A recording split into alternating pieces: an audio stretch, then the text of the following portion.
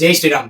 ఒకసారి అందరూ ఈ వీడియో చూడండి. చూసారు కదండి, ఇక్కడ స్వామివారికి ఇలా అంటే జొన్న రొట్టె, చికెను, అలాగే అన్నము, మటను అలా కూడా పెట్టుకొని వచ్చి స్వామివారికి గడప దగ్గర పెడితే ఈ నైవేద్యాన్ని ఇక్కడున్న అయ్యగారు మనము ఎంతగానో ఎంతో పవిత్రంగా, శుచిగా, మడిగా, భక్తి శ్రద్ధలతో మన ఆంజనేయ స్వామి వారికి మహానివేదన నైవేద్యాన్ని సమర్పిస్తాము. ఇలాంటి వారు మన పవిత్రతను తీసివేస్తున్నారు. అంతగా మీకు అంటే వాళ్ళకి తినాలనుంటే వాళ్ళు సిగ్గుశరం లేకుండా ప్రతిరోజు కూడా ఆ యొక్క మాంసాహారాన్ని తినాలి. అంతేగాని ఆ యొక్క మాంసాహారాన్ని ప్లేట్లో వడ్డించుకొని ఆంజనేయ స్వామి వారి దగ్గరికి తీసుకొచ్చి అక్కడ పెట్టి అక్కడ ఆలయ అర్చకుడికి కూడా ఏ మాత్రం కూడా భక్తి శ్రద్ధ ప్రపత్తులు లేవు.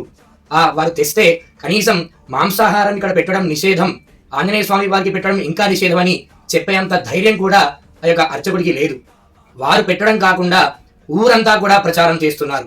మాంసాహారం పెట్టడం వల్ల మాకు మంచి జరిగింది అని. నీకు మంచి జరగాలని ఉంటే అది ఏ రకంగానైనా, ఏ విధంగానైనా, ఎక్కడి నుంచైనా మంచి జరుగుతుంది. కానీ దేవుడికి మాంసాహారం పెట్టాము అయినా మాకు ఇచ్చాడనేది అదంతా కూడా మీ అపోహ. అలా మీరు చేస్తే కనుక ఖచ్చితంగా పుట్టు పూర్వతరాలు ఉండవు. ఆ భగవంతుడి అనుగ్రహం అసలే ఉండదు. ఎందుకంటే వాళ్ళు తినాలంటే సిగ్గుశరం లేకుండా వాళ్ళు తినొచ్చు, కానీ మన ఆంజనేయ స్వామి వారికి పెడుతున్నారు.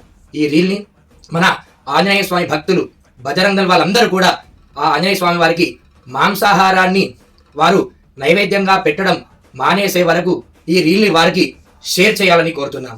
జై శ్రీరామ్.